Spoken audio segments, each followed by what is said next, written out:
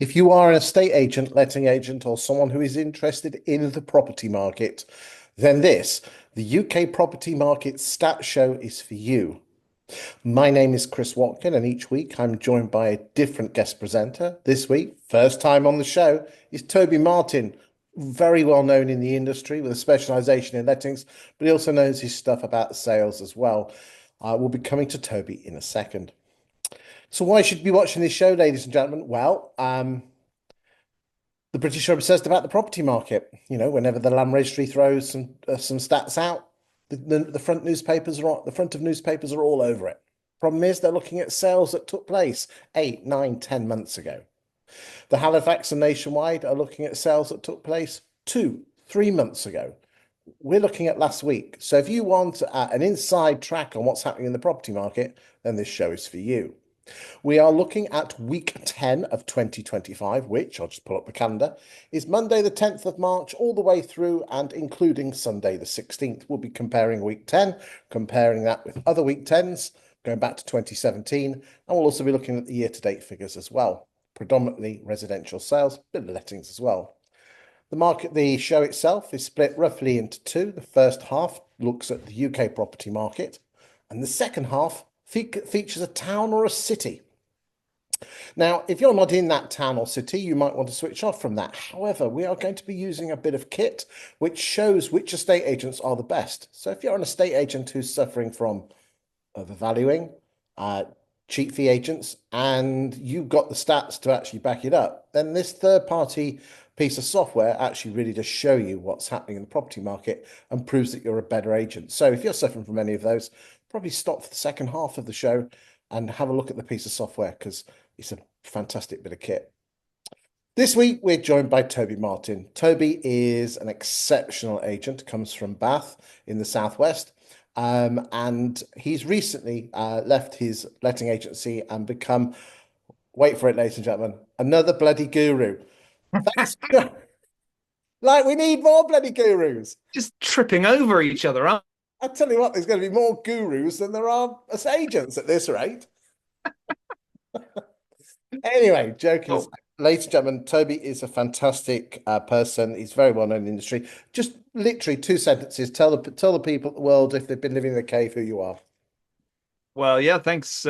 Great to be here in the Watkins stratosphere. My background, you're right, it is in lettings. My own agency that I worked with for the last 13 years, based in Bath in the West Country, or Bath if you're from the North Country. And my own background is lettings, but we also branched into sales as well towards the end of my time there. And you're right, I've taken that leap now to work with agents instead of with the client directly. But I certainly have many, many years of experience that I put into helping my clients these days. And yeah, I have a feeling that we'll be touching on some of my pet subjects today. Fantastic. Right, without further ado, ladies and gentlemen, let us go and have a look at those stats on the UK property market.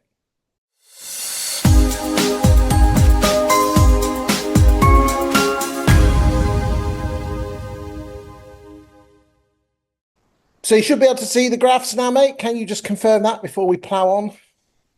In their full Technicolor glory. Beautiful. Right. So this week, ladies and gentlemen, we've put on 39,202 properties, which means that year to date, we're on 375,290 properties for sale in the first 10 weeks, which is 7% ahead of 2024 and 10.3% ahead of the more normal years, if there is such a normal year of 2017, 18 and 19.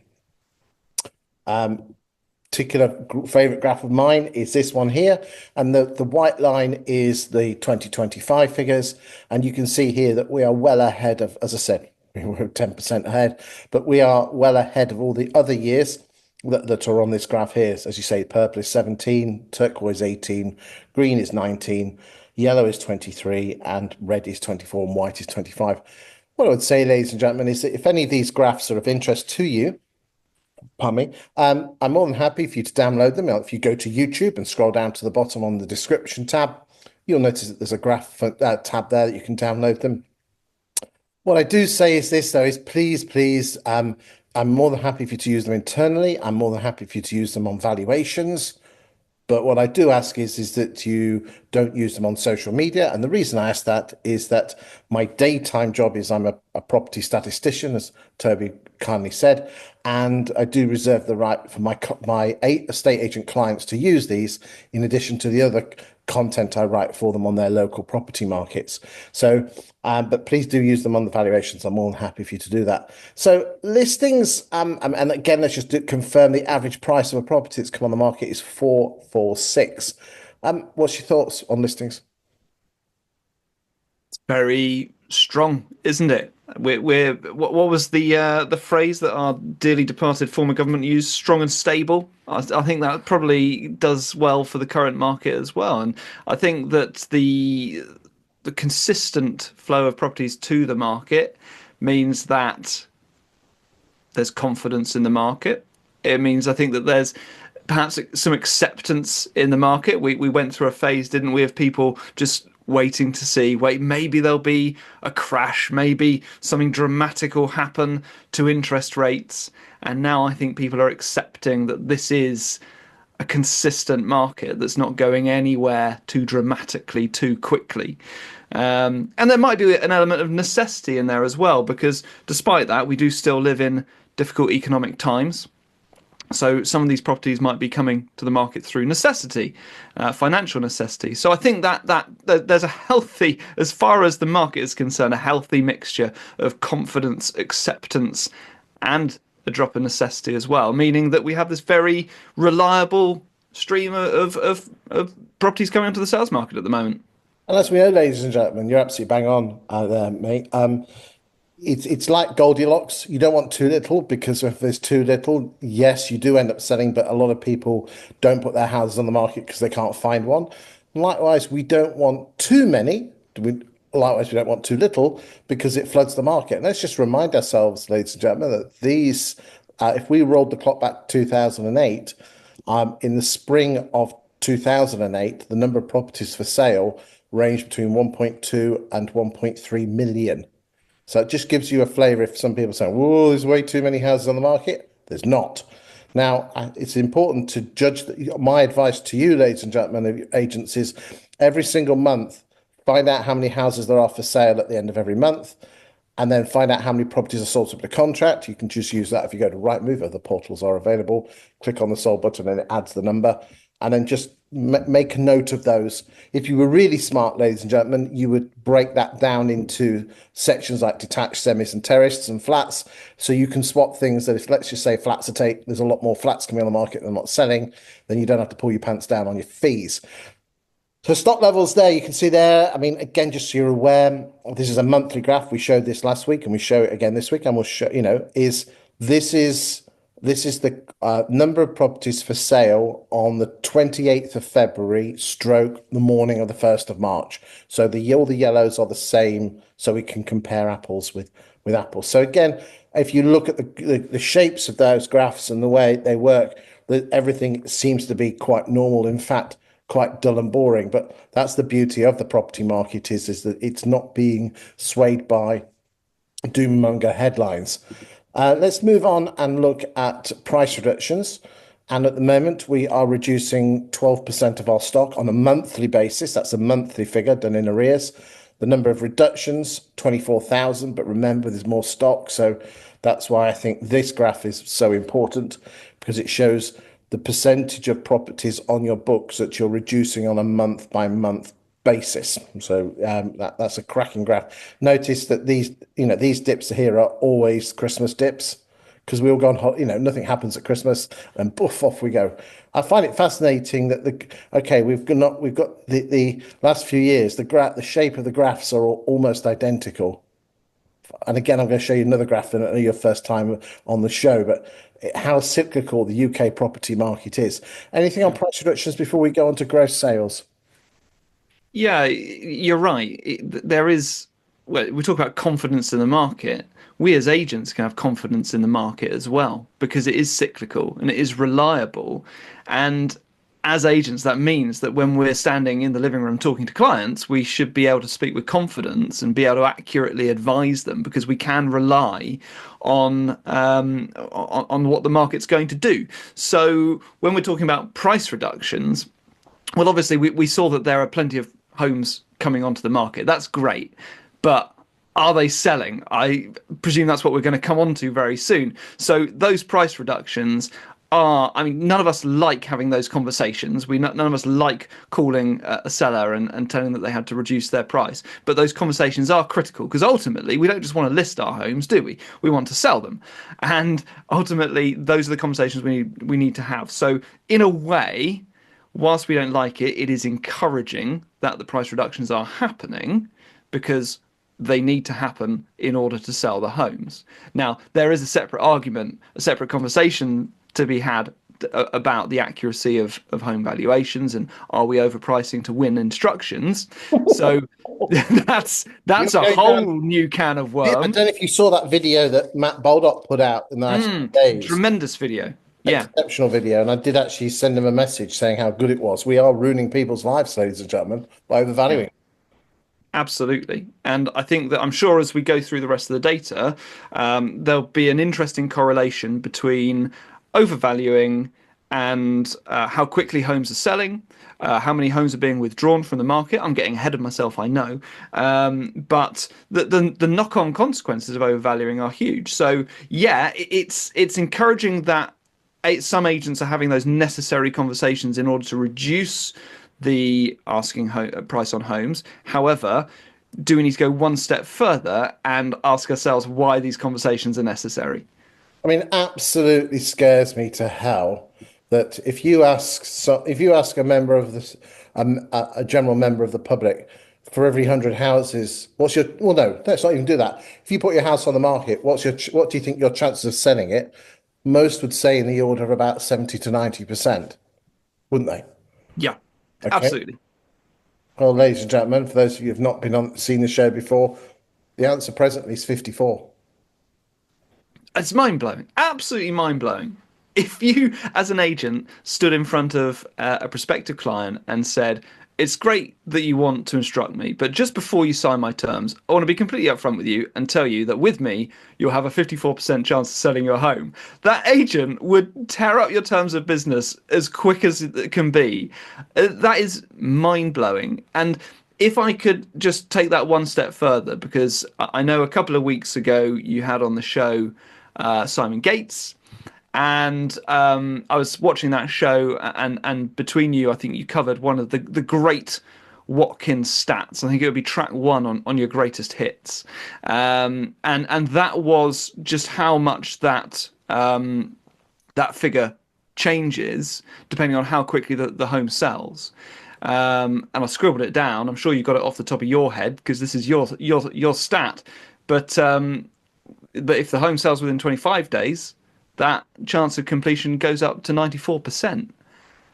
Absolutely mind blowing. And you very generously at the outset said that agents could use these slides and this data in their conversations with their clients. Why would you not share that piece of information and fully open your clients' eyes? Because it just shows how critical pricing is, and the massive impact on their home sale that it will have. So you don't want to leave these things to chance. You want to open your clients' eyes and just help them to make an informed decision when it comes to pricing. But that works on the assumption that the estate agent there is to serve the homeowner Yeah, and not a state agency to serve the estate agent. And I it would, and it I've does. and I've gone on record many times that I think a large minority, not the majority, a very large minority see estate agents, that the type of person who tends to be attracted to a state agency hates rejection and will do everything in their power because they're egotistical not to lose the listing. Yeah, Yeah.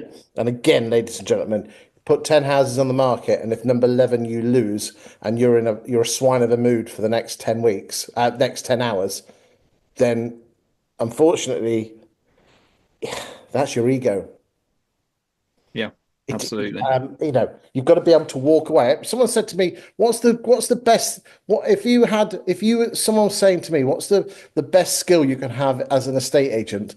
And the best skill, if you want to beat the competitors, is learn to love the word no, learn to love rejection. Okay? Yeah. If you can do that, yes, you'll probably lose it the first time, but you'll pick it up second time. Because again, it's the old adage of, when you were 14 and you asked a girl out, she said no, you would never dream of then keeping in contact with the said girl. But that's how estate agents think now when they lose the listing. I'm not, no, you've got to nurture them. You've got to tickle them. You've got to give them a reason and not ring them up saying, hi, how you doing? How's your other agent? Because that's just like ringing the girl up saying, how's your boyfriend? I don't know. At age 14, I think it was still a good few years before I was asking any girls out, Chris. But clearly, you're a lot more highly evolved than me. But there's a lot to be said for being the best, for being a seller's plan B.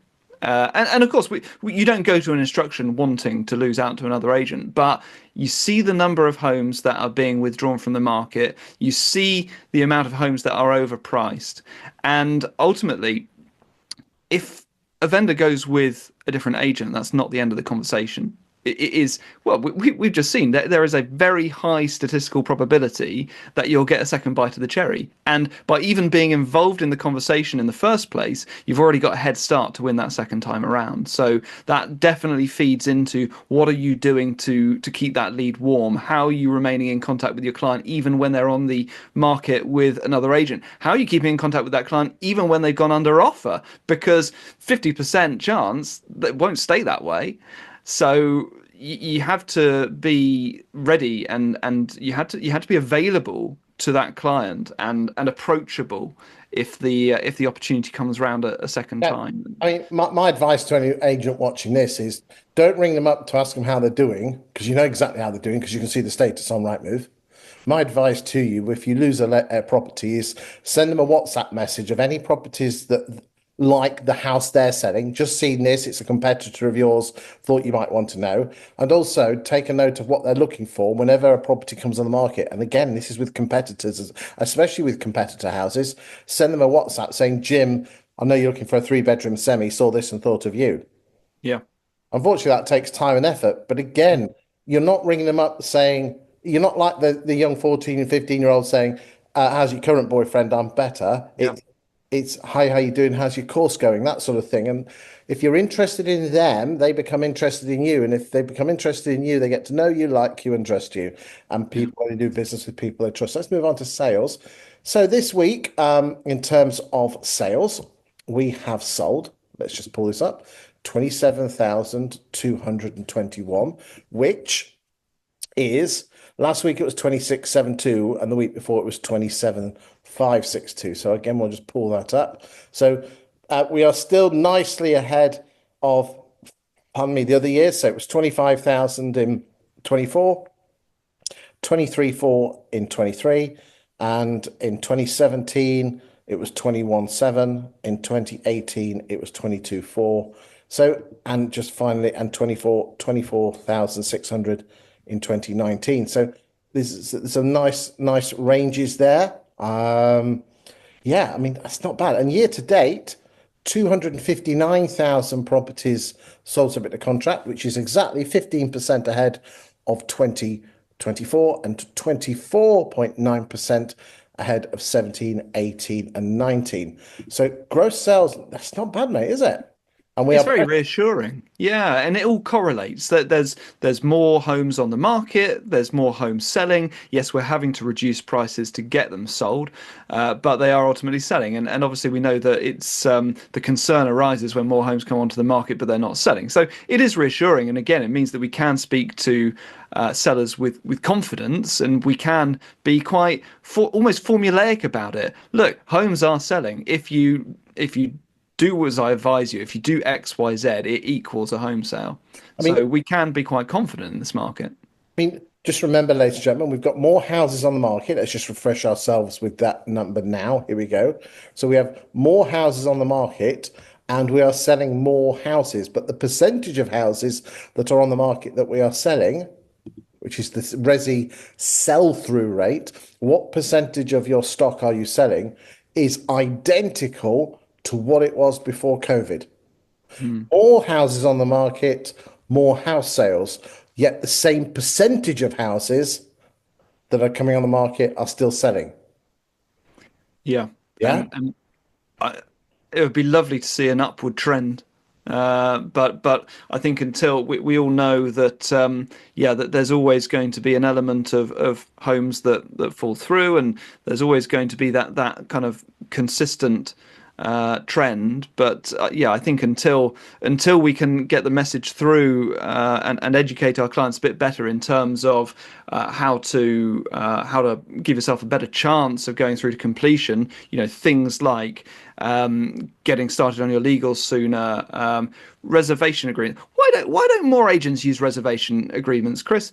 I think that's Would you like to know really why? Would you yeah. like to Go, know go why? on. Yeah. Um, it's the same reason why valuers are really shit at getting mortgage appointments. Okay, let me explain. Because the valuer's worth is focused on getting the listing and not the sale. Yep. Okay, they will do everything in their power not to put any barrier in the way of getting that listing.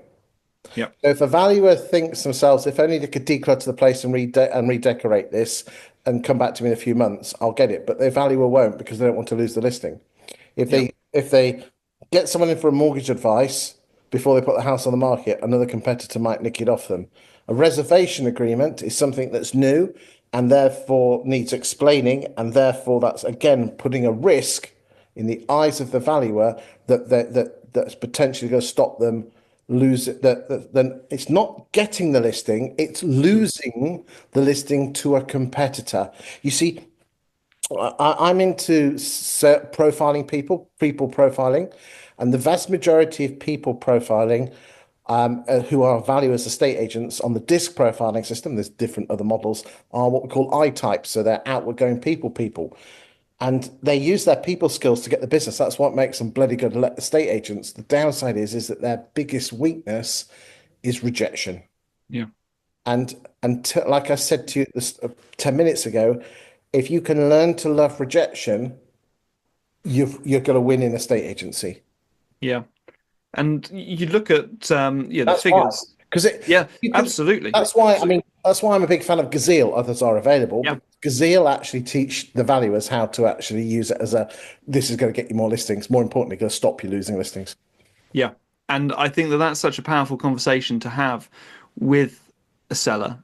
And the temptation is, especially you see the number of homes coming onto the market. We've seen that that's very consistent. It's very strong at the moment. And you would have thought that there might be a mentality that says, actually, we don't need to panic here. There's enough to go around. We can concentrate more on selling these homes rather than getting the instructions. But actually, I think it's counterintuitive. I think that a great many agents see the quantity of homes coming to the market, and instead it's I need to grab as much of this as possible. This is a great opportunity for me. I need to win as many instructions as possible. That this is, this could be a gold mine. So you focus No, on the no, no, instruction. they don't want to lose. Yeah, yeah, It's the fear of loss more than the pleasure of gain. It's why you go to a drawer and there's 100 quid and you find it, you feel great. If you go to a separate drawer where you know there's 100 quid and it's not there, they're not the same 100 quid, it's totally separate. The loss of losing the £100 is a lot worse than the pleasure of finding it. yeah. Absolutely. And this is how a great many agents, there's an ongoing conversation. How do you combat overvaluing? And presenting this kind of data to the clients is a great opportunity for agents just to demonstrate the impact of getting the value wrong, what that will do to the timescale, the chance of it falling through. And I'll tell you one thing as well. Obviously, other types of agents are available, but to anyone watching who is part of one of the self-employed models as well, there's a great sales pitch to be able to say, well, what do you want to get your home listed or do you want to get it sold? And obviously, self-employed agents are not paid unless the property is sold, and so that is, I think, a very a very useful differentiating factor when having those living room conversations, and then being able to demonstrate the accuracy, the importance of accurate valuations, the importance of not overvaluing, and also reinforcing that with the point that they won't get paid unless they actually sell the home. So if you, Mr. or Mrs. Seller, just want to sell your home, that's also my ambition as well. However, other agents, unfortunately, are more invested in just listing the home. I would say that there's one vital point you've missed out, and a lot of valuers, when trying to prove overvaluing, will get the evidence out and put it in front of the punter and say, "Look, here's the proof." The problem is that again, coming back to human psychology, 19 out of 20 human decisions that get made, the emotional side of the brain has to say yes first Mm, before the logical side signs it off, because you need a yes from both sides of the brain. You need a yes from the emotional and a yes from the logical. Or you might know the emotional as a subconscious, you might know the logical side as your yep. conscious. Yep. If you go in there trying to prove and you haven't got emotional buy-in, you're banging your head against the door and you're only going to get a yes 1 out of 20. That's why you proving overvaluing doesn't work, because you're using logic first, ladies and Yeah. gentlemen. Okay, what you need to do is start with emotion. And the best way to get someone to buy in emotionally, if you're trying to prove overvaluing, is to tell a story of a vendor in a similar situation to what the one that's in front of you in. It's not identical, but similar. And tell the story how one estate agent overvalued and that person missed out on the move or didn't buy what they wanted. Versus and then you came in and sold it, but unfortunately it sold for 20 grand less than what they wanted and they couldn't move to near their daughter. Yeah. And so you get emotional buy-in, create uncertainty, and then and therefore, Mrs. Miggins, here's your proof. Mm. Here is hard evidence to back up the story of Mrs. Jones I've just told you about, Mrs. Miggins. Go in with emotion. Anyway, there you go. Right. So let's go. There you talk, ladies and gentlemen. We've gone down a rabbit hole on this one, haven't we? Right. Let's get through these figures. So the red line is sales agreed as a percentage of listings on a month by month basis. So again, we're shifting about 65. This is sale agreed. So remember, we're exchanging at about 54 and we're selling at just under about 75. Okay, so we're just 70, so depending on which the month is. And the blue lines are just the listings, just for comparison. We just touched on this one. This is the average listing price versus the average sale price. There's always going to be a gap because lower price properties have a higher chance of selling, which obviously drags the orange down, which is the average sale agreed price. Again, we'll just have a quick look at that. There we go. The percentage difference is 24%, which is a little bit high for me. Really, ideally, long term is 16 or 17. So that could be because anecdotal evidence suggests that the bigger houses are coming on the market. The fall throughs, let's move on to fall throughs. This week we have fallen through, we've had, let me just pull the stats up. We've had 6,319 properties sale fall through, which is this graph here. And the percentage of fall throughs is presently on a weekly basis is 23.2.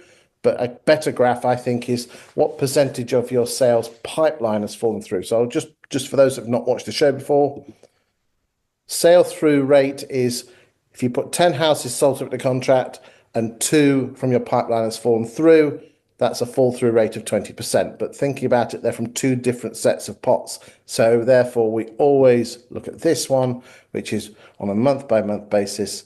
What percentage of sales of your sales pipeline are falling through? And it's around 6% a month. Hence why, if you, I don't know really, I don't know where I'm going with that one. Okay, I'll shut up, carry on. Anything on the fall throughs before I? No, I mean it's quite consistent, isn't it? And Yeah, all I think there is to say about that is that we all know that there are things that can be done to reduce the chances of fall reservation throughs. agreements. Exactly. Yeah, those conversations aren't happening very often, and as we have covered already, it's perhaps just having tunnel vision in the initial conversations with a client about solely winning the instruction, and instead perhaps advise them on these things and give them advice. It doesn't even have to be at the market appraisal. It can be in the run up. It can be afterwards. Just help to educate them, help them to understand how they can minimize the chances of fall throughs.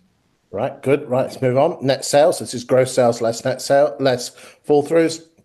And this week we're on 20,892, which brings us there. That's the white line. We're obviously the crazy year of 21 is the green line, and the COVID hadn't hit 20. That's the yellow line, hadn't hit yet, but still we are 12% higher than last year, which is really, really good. Yep. Which means at the moment we're on track for finishing with that subject. I know we're really early to call, but I think we're on track for finishing on about 1.27, 1.83 exchanges this year, including new homes. These numbers here you see are excluding new homes, so we have to add on the new homes on top. But that's where we're heading, ladies and gentlemen, which is a good year for estate agents, good people moving home. Anything on net sales before we move? No, really. I mean, just that it is encouraging, and obviously we're storming past the point where it might have dropped off. You know, thinking about, oh well, are people just rushing through for the stamp duty deadline? We've gone past that. People are still selling homes. People still need to move home. So there's opportunity this year. Like you say, it looks like being a very strong year for those estate agents who are astute enough to win their lion's share of this opportunity. Again, things could go belly up because there could be some black swan event somewhere. But again, we can't, that whole nature of a black swan event, you don't know it's there until it arrives. Gross sales as a percentage of listings and price changes as a percentage of listings. This one here just gives it in stark relief. The red line is number of exchanges. The yellow lines are withdrawals. Look at how much they're rising. This is wasted money, ladies and gentlemen. Again, we just look at that. Remember, 46% of the houses you're putting on the market, you're not selling. Awful. And do remember, ladies and gentlemen, you say, well, yeah, they go to another agent.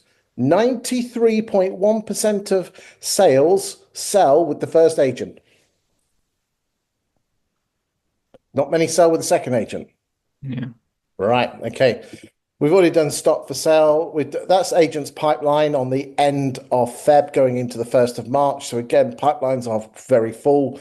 Again, it's getting it through. So as Toby rightly said early on, ladies and gentlemen, why the bloody hell are you not instructing solicitors on listing? Yeah.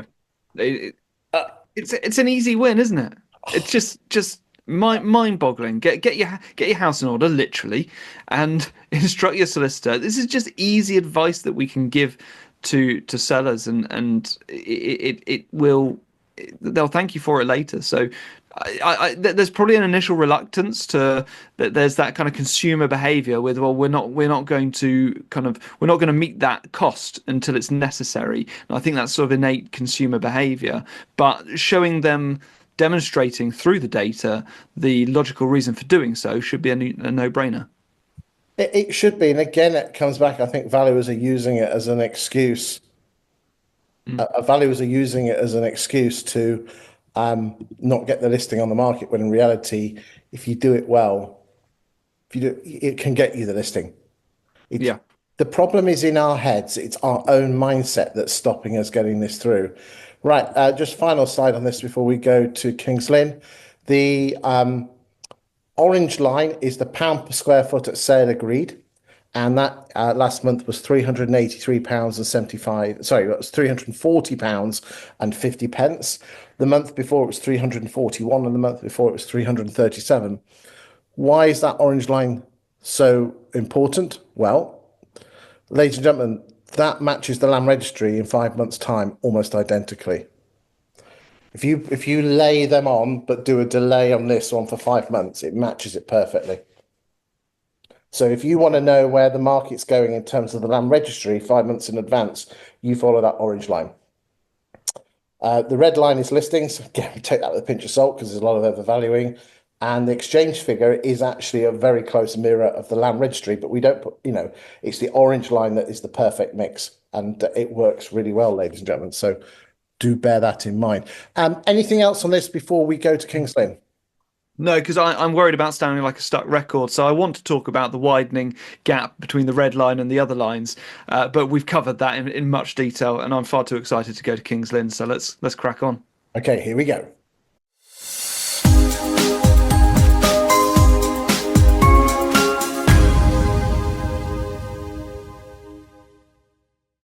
Right, ladies and gentlemen, we are using a bit of kit called Insight.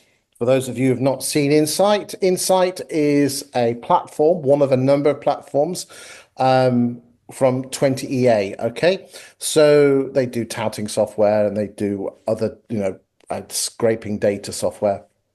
But this particular piece of software is like the best way I could describe it is Rightmove Plus on steroids. Okay, looking at data not just in the last 12 months, but 5 and a bit years. Okay, there is a free version of this which you can go back look at 3 months worth of data, I believe, free of charge.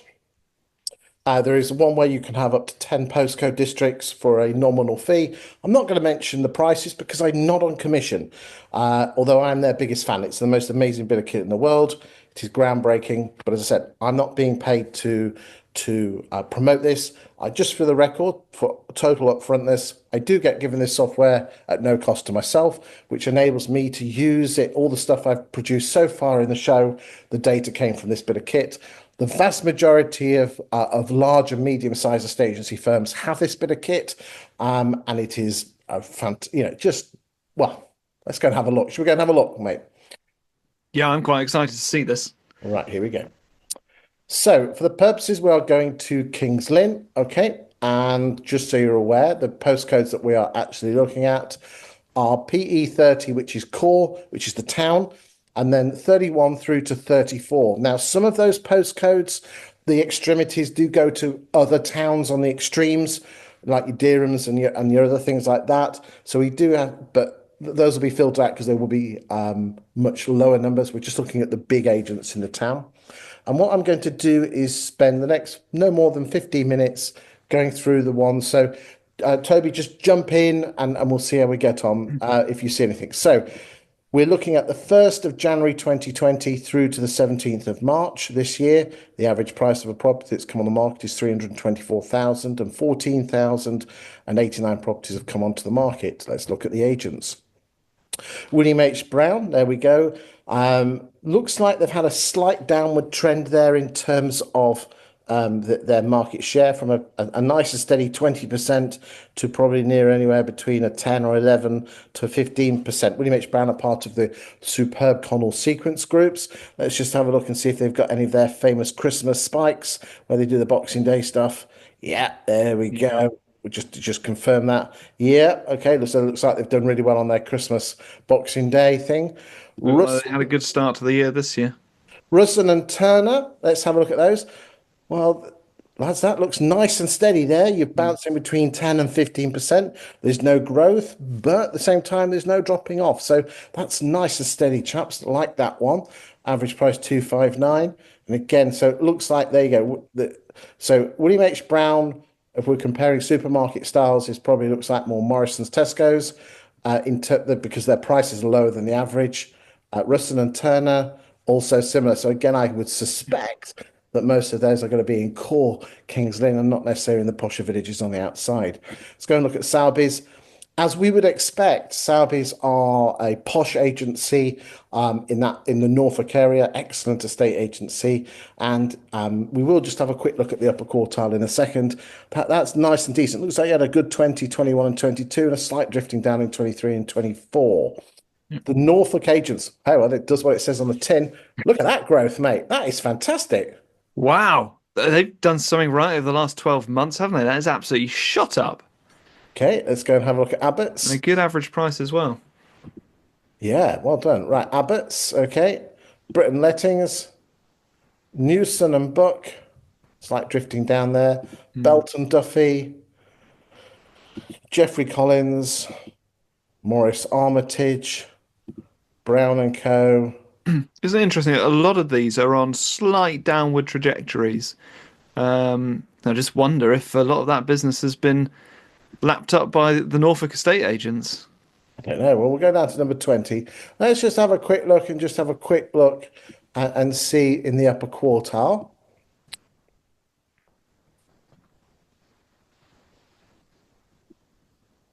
Okay. So the upper quarter. So Mm. Look at that. Sowerby's. Wow. Mm. Okay. That's just so million plus. Sowerby seems to be the daddy-os. Let's bring it. Sowerby still when we go 750 to a million. Yeah. With Bedford's, yeah, that's really good. That is. Sowerby's still at 600. Look at that, 35. Yeah. This If you're is selling 500k plus, you're going with Sowerby's. Sowerby seems to be the mummies and daddies of the big boys. We like them. Yeah, okay, good stuff. Let's go and have a look at the last 12 months just to see, because we did see something there. Those new guys coming in. There Hmm, we go. look at that. That's very impressive. It is very impressive, isn't it? So what have the Norfolk agents done? Yeah, I'm loving that. Especially for what I can only presume is a local brand, obviously particularly resonating with their audience. So we just pull that back to the start of 23. So look, there's Norfolk. Hmm. I mean, this is impressive stuff. So well, let's see. Let's just see if they do match on. Okay, let's just okay. So we're now going to move on and look at this. So, ladies and gentlemen, there's a lot of data here, and immediately I can spot something which is pure gold for a number of agents in here. Right? You see the this what I ladies and gentlemen what my one of my daytime job is I help estate and letting agents grow their businesses using data by either writing local property market commentary that they can publish under their own name and also analyzing data like this. And there is some gold in here now because agents love to measure their wits and their willies and other appendages are available. um, Mostly, they'll be looking at the new instruction, market share, sale agreed. Okay. The true magic, ladies and gentlemen, is in these four columns here, right? You see, if a property leaves an estate agent's book, only because it exchanges or withdraws. William H. Brown had in the last 2 years have exchanged contracts on 47.67% of the houses. Hmm. Norfolk agents 53. Sowerby's 55, although I would expect it to be lower because they're posh. Posher houses have a lower percentage. If we were to do some analysis on the top range, I would actually hazard a guess that Sowerby's would be really fantastic at that. But look at this. Russell Yeah. and Turner, 74.6. Britain's 65. Newson Buck, 63. King and Partners, 61. The Hmm. average in the town is 53.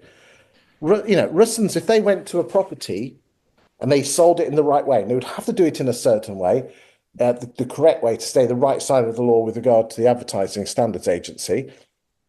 Yep. Mrs. Miggins, the average for Kings and agents is that they only will have a chance of 53.4. And one of the agents, you could bring this out and show it to them, Yeah. have a less than 1 in 2 chance. With me, you have a 3 in 4 chance. So and this is where, when someone said, well, what about the fees? Well, you're only going to pay me if I do my job, but you can either pay a lower fee and only have a 50-50 chance, but you won't actually pay anything, but you won't get moved, or you only pay me a bit extra and you have a 50% greater chance of moving because they're at 40, what's name, and I'm at 75. And the percentage difference is half. Yeah. There's some gorgeous stuff in there. Fall-through Absolutely. rates, these look nice and tight at 25. No one seems to be. Let's look at price changes. Look, there you go. So William H. Brown, 59. Look, Russell and Turner, 36. So Russell and Turner is Hmm. exactly what you said earlier on, Yeah. Toby. I bet you they're pricing right. Yep. Well, They're the others, the average is 45. So we'll just have a quick look for those of you who are in the town. Okay, I'll just move that across. Ladies and gentlemen, let's see if there's any overvaluing in the town. Okay. Well, ladies and gentlemen, it really is just this is painting by numbers, right? So Russ and Turner, out of the properties that have left their properties agency in the last 2 years, they've overvalued by 1.3. William H. Brown are at 2. Hmm. So William H. Brown are overvaluing by 2%. Russell's at 1.3 and everything in between. But look, because they are so this is the percentage over value. How do they work that out? They do an AVM, an automated valuation model, on every property that comes on the market or every property that's for that's in the UK, and then they compare that to what you put it on the market for, and then worked out the percentage difference. So the bigger that percentage is on the orange, the more you're overvaluing. The red number is what did you achieve? What did you achieve from the original asking price when the property went exchanged? So you can see here, Britons here are overvaluing by 2.69, but they're being clobbered. Their average price that's being clobbered down is 5.7, Yeah. 7.5, sorry. Whilst here, the smaller the overvaluing, the less you have to knock off. Now, the problem with percentages is that a lot of people don't get them. So therefore, if everyone put on a £350,000 house, this is what everyone would get for it. So there again, I'm turning it into a bit of a Russ and Turner fanboy show here. Look, if you're up against, say, the Norfolk agents, Yeah. Mrs. Miggins, I will get you £5,000 more. It's You just can't argue with that, can you? That's a mic drop right there. That's you get your valuations more accurate. You will not only sell the home quicker, you'll also have a higher chance of completing, and you'll also probably achieve a better sale price. There you go. There's no more to say about And we do this every week, ladies and gentlemen. We've been doing this for 3 years, and the stats are always the same. Those that realistically price normally have a greater chance of getting the property away and closer to the original asking price. Mic drop. Right, let's just have a quick look because time is moving on. This tells you how quick the blue lines show you how quickly the properties are selling. And again, Abbott Sowerby's at the bottom end, but again, I'd expect that because they're posher houses, they take longer to sell. Okay, so Norfolk agents seem to be really good at selling the houses quickly, but again, the work to be done there, ladies and gentlemen. And then the pink line just shows you how long it takes to get a sale through. So Norfolk agents are doing really quickly. Look, sale agreed to completion 106 days, when in reality it's 124 for Kings Lynn. So well done on that. So it looks like your sales progression. Some of these sales progressions are nice and tight. Actually, I'm really chuffed a bit. Some of these these top ones here. So well done. Just finally, we're going to have a quick look at lettings. This is your area. that. Okay, so we'll just have a quick look. So the average rent in Kings Lynn, 766 in 2020, and now it is 990. Let's have a quick look and just see which agents are moving and shaking when it comes to stock levels. Okay, so William Brown, nice and steady. What you tend to find is the more lets you have, the more bigger stock you have because of the natural turn. Sowerby's, nice growth there. I'm liking that. That's higher end. great. Yeah, okay. Higher end homes, average price above £1,000 a month there. See if Newsons are growing. I'm loving Newsons. Now this is interesting. Open rent. Wow. Now I don't know what you're doing in Kings Lynn, guys and girls, but in the UK that's been growing from 5% to nearly 20%. So you must be doing something amazing there. So well done on that. That's very unusual to see open rent not have a bigger market share than that. Belvoir, there we go. Rounce and Evans, Britons, Belton Duffy, My House Online, Edmonton, Kings. Oh, Edmonton's you're dropping. Kings, Torn Lands. Is that how you pronounce it? Norfolk Agents. So looks like they're okay.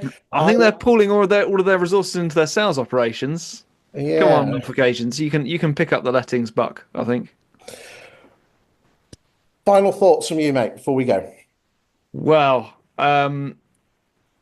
there is what I would say to agents is use this data. Use this data that Chris is generously making available to you because it paints such a compelling picture. And I would actually say, don't wait until you're in front of the client to do it. Do it before you even meet them. Do it through your marketing. Cobble together a brilliant presentation using these graphics and send it through to your client before you meet them for the market appraisal to say, I just want you to understand the philosophy that underpins our business to make sure that not only we sell your home, but it stays sold, and use this data to build that compelling argument. And by doing that, we might just start to be able to push back against overvaluing. Thank you for your time today, Toby. It won't be the last time you'll be on the show. We'll be getting you back in a few months' time. You've passed your audition, a Past live audition. probation. Bless you. Yeah. More importantly, thank you for watching the show, and we'll see you next time. Thank you very much. Thanks.